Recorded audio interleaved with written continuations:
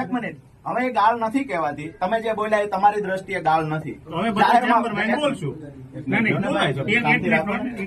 જાહેરમાં એ શબ્દ તમે બોલો જે એમાં બોલ્યા છો, જો ગાળ જ નથી તો શું વાંધો છે? બોલી શકાય. શું બોલ્યા તમે એમાં? ક્યાં ગરી જવાનું બોલ્યા? બોલો સાહેબ, ક્યાં ગરી જવાનું બોલ્યા? ફરી વાર રેકોર્ડિંગ ચાલુ કર.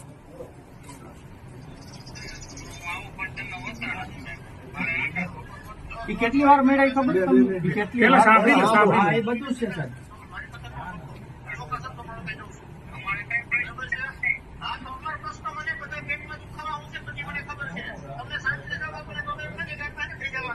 ક્યાં કરી જવાનું હવે સમજાણું તમને? ના સમજાણું સાહેબ.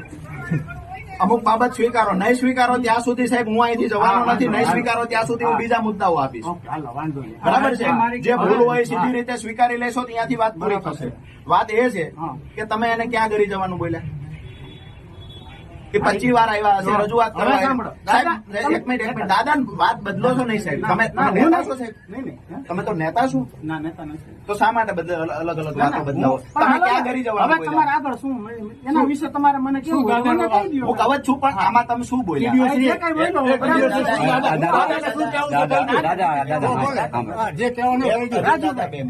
આમાં તમે ક્યાં કરી જવાનું? હું આવેશમાં આવીને જે કઈ બોલ્યો એ મારી ભૂલ છે. અચ્છા, તો તમે ભૂલ સ્વીકારો છો? આવેશમાં આવીને તમે જે બોલ્યા એ ભૂલ સ્વીકારો છો? તમે જ્યાં ઘરે જવાનું કીધું ને સાહેબ, જિંદગીમાં આ શબ્દ મૂળી તાલુકાનો 10 વર્ષનો છોકરો હોય તો ભલે 100 વર્ષનો હોય તો ભલે, એક કઈ ભાજપનો નેતા તમને બચાવવા નહીં આવે, આ સ્પષ્ટ કહી દઉં છું.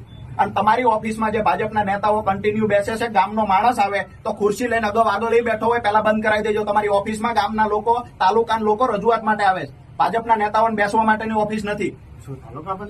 તાલુકા પંચાયત પ્રમુખ ની વાત કરું છું. તાલુકા પ્રમુખ બેસે છે કે બીજા કોઈ બેસે છે?